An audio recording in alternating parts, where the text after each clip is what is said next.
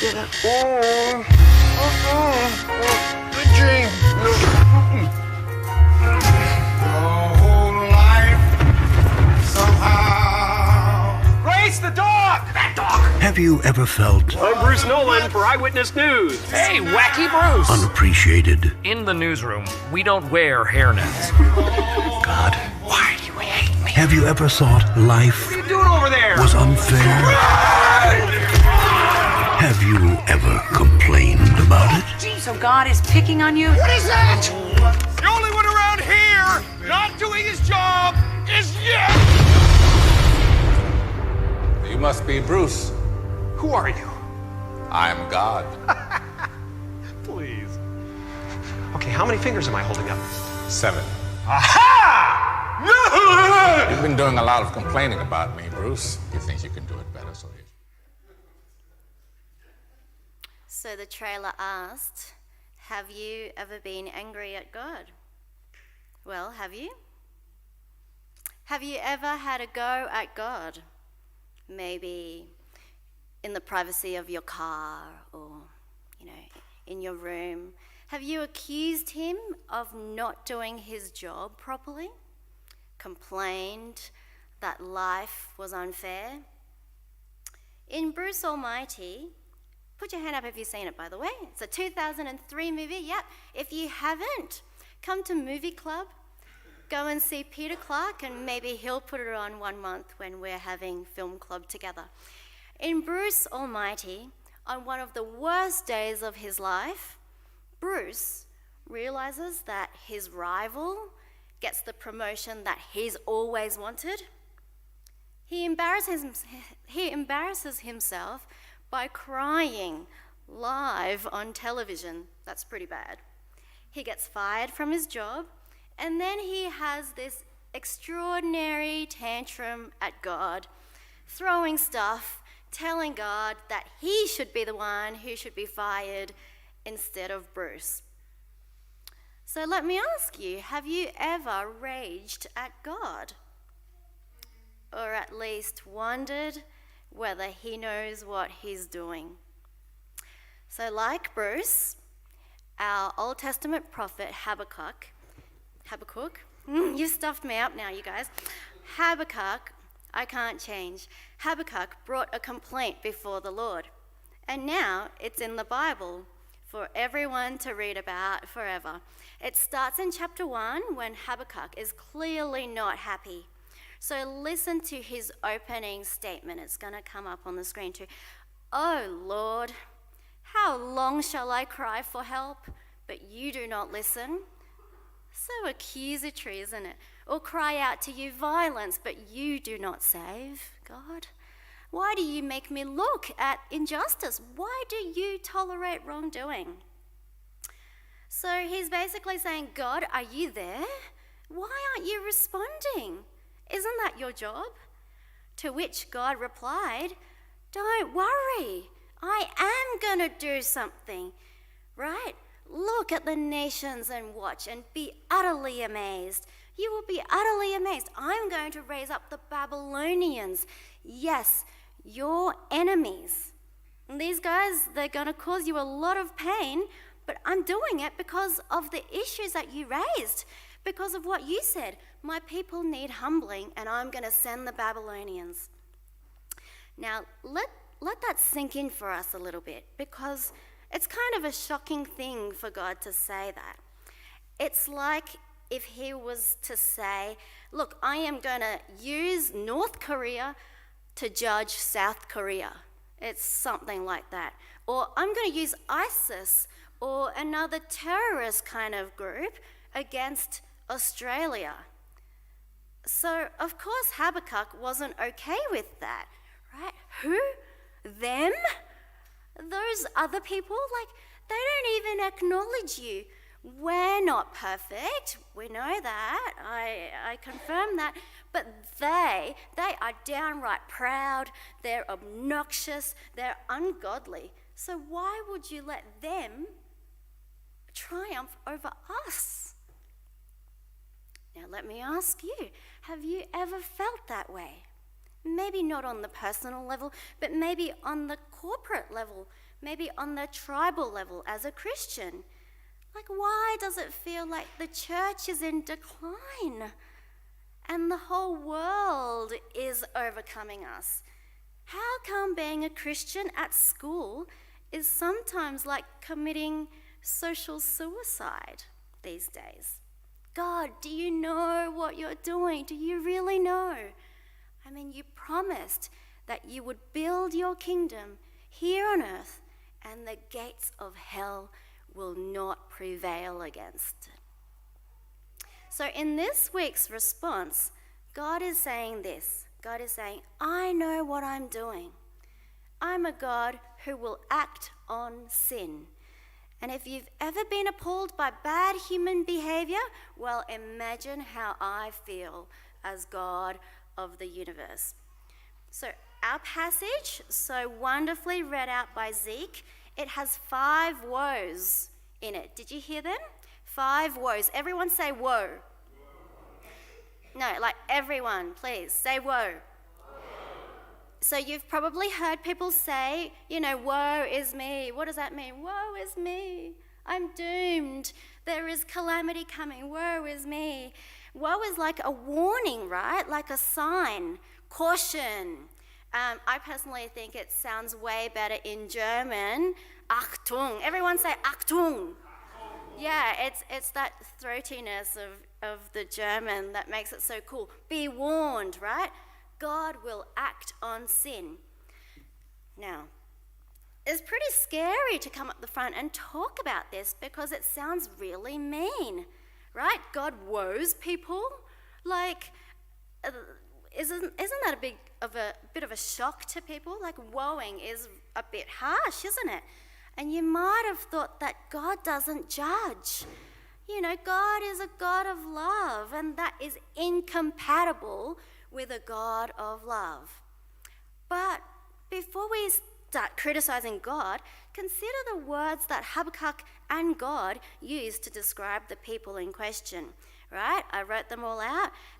Here we go. They're ruthless, they're impetuous, they're feared, dreaded, treacherous, wicked. They're a law unto themselves. They promote their own honor. They swoop in to devour. They're intent on violence. They gather prisoners, mock kings, scoff rulers, destroy without mercy. They are a guilty people whose strength is in their God, whose own strength is their God. So a woe might sound mean, but sometimes it's even meaner if you have the power to change something, but you do nothing. So for the kids, I'm sure that you have no respect for teachers who see bad behavior and don't step in, right? What do you think of teachers like that, who see someone get bullied and they don't do anything about it? Bump, right? Yeah, or policemen. Police who rather eat donuts than enforce the law. What do we think about them? Boo. Or governments who choose not to help the people that they're serving, but instead use the people's money, use taxpayers' money to make deals and be embroiled in corruption. What do we think of them? Boo, right? The Hebrew word for woe means ha. Everyone say ha. Ha. Yeah. And this passage is a taunt. And the scholars sometimes call this passage a taunt song. But Zeke, you were right to not sing it as a song. Even the scholars don't sing it as a song. So, ha, says God. People think that they're going to get away with injustice, with things, but they're not. And so, the Lord of the universe tells Habakkuk his standards. He tells us what kind of behavior he is not happy with. So let me go through the 5 woes. Number 1, woe to the ones taking what's not theirs. Right? They pile up stolen goods, make himself wealthy by extortion. God's not happy when people look after number 1 and they don't care who else they trample on. That is utter selfishness, and God is asking people, his people, to live by faith, not by greed. The second woe, where does it start? Woe to him, verse 9, woe to him who builds his house. Hang on a minute, what's wrong with building a house? Yeah, by unjust gain. We have to keep reading. Woe to him who builds his house by unjust gain. It's the unjust gain that God's not happy with, when you don't care about who you ruin in the process. And this kind of concept reminds me of the big bosses in corporate America, in corporate Australia, who boot their workers out when they get injured, when they don't give a toss, like they use them to work for them, but when they're in trouble, I don't want to know. Or the banking execs who get $1 million bonuses while pensioners, mums and dads get caught in the debt cycle and they can't ever escape. Or it's like politicians and leaders of nations who are safe in their palaces and they have entourages and bodyguards protecting them while the peasants starve. These empire builders of the world, they think they're secure, but the very things they have been building will one day testify against them. The stones of the wall will cry out. The beams of the woodwork will echo it. Third woe. So we're at verse 12. Woe to the ones who bring violence, bloodshed, injustice. Imagine the victims who become collateral damage just because powerful men sit in a room and decide to start a war. Imagine the innumerable victims in Afghanistan, in the Ukraine, in Syria. And I pulled this next map off the web.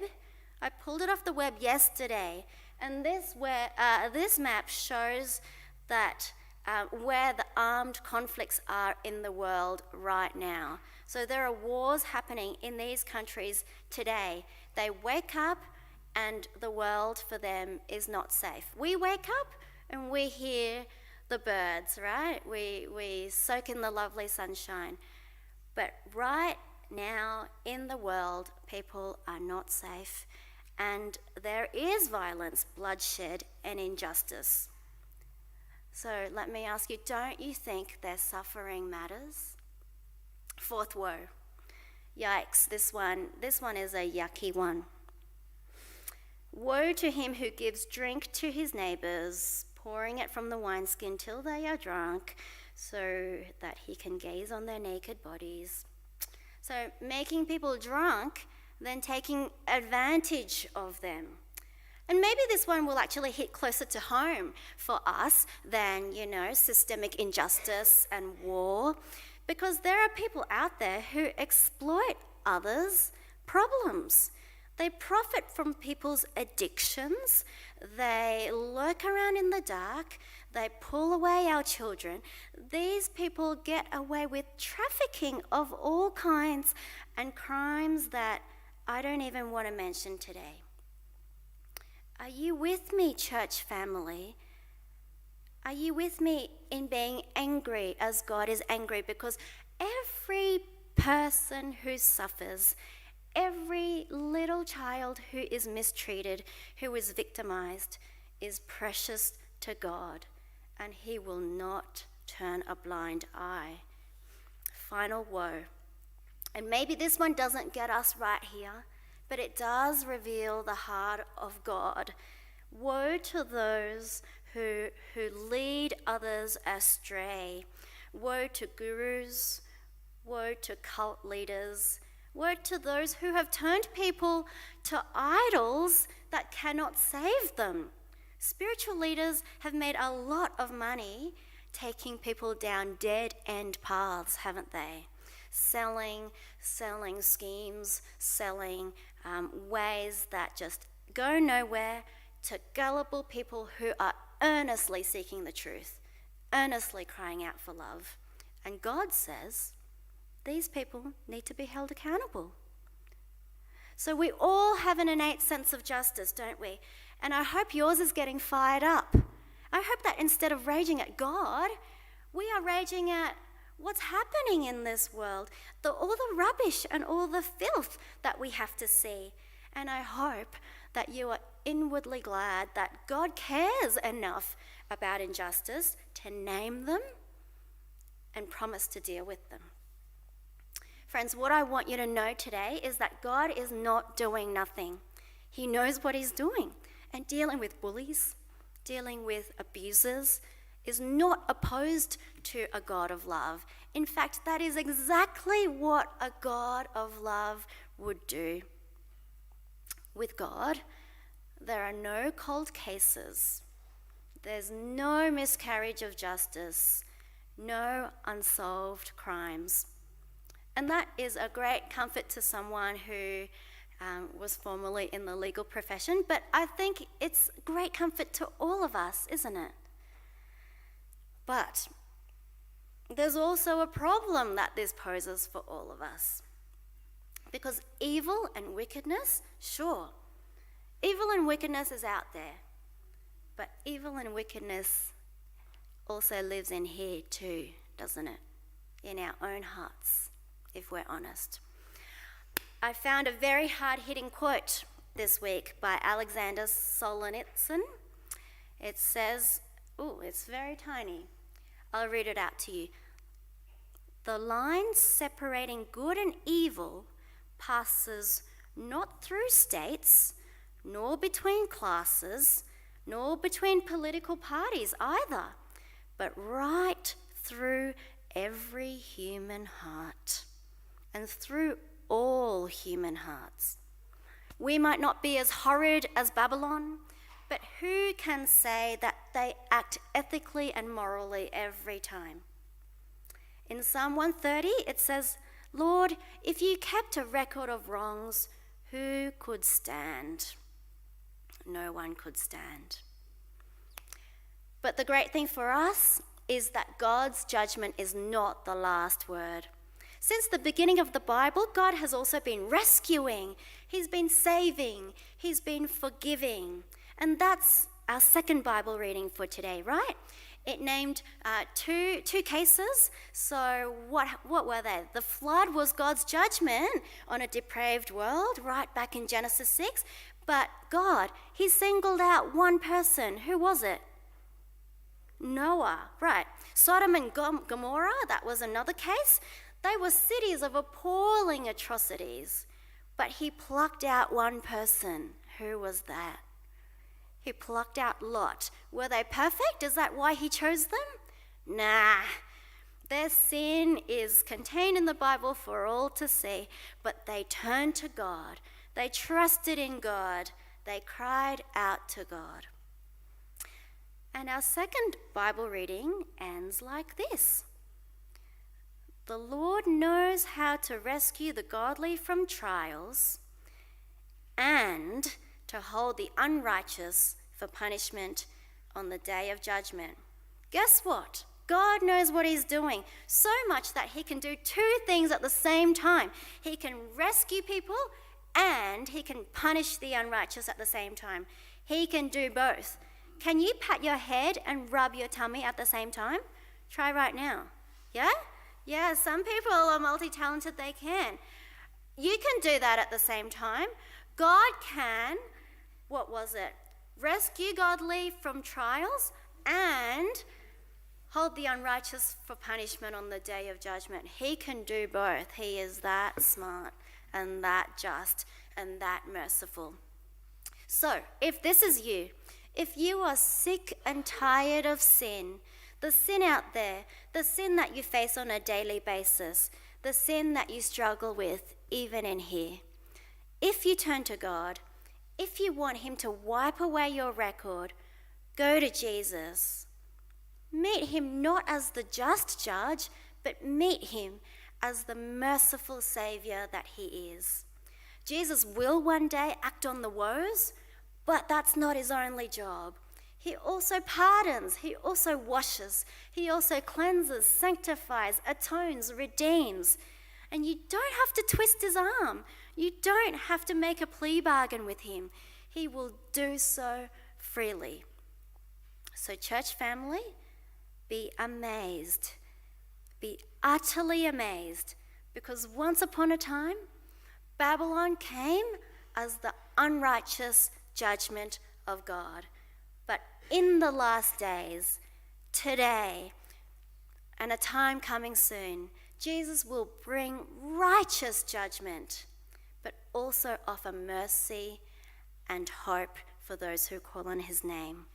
Judgment is for sure, but there is protection and safety found in Jesus. So take heart, he definitely knows what he's doing.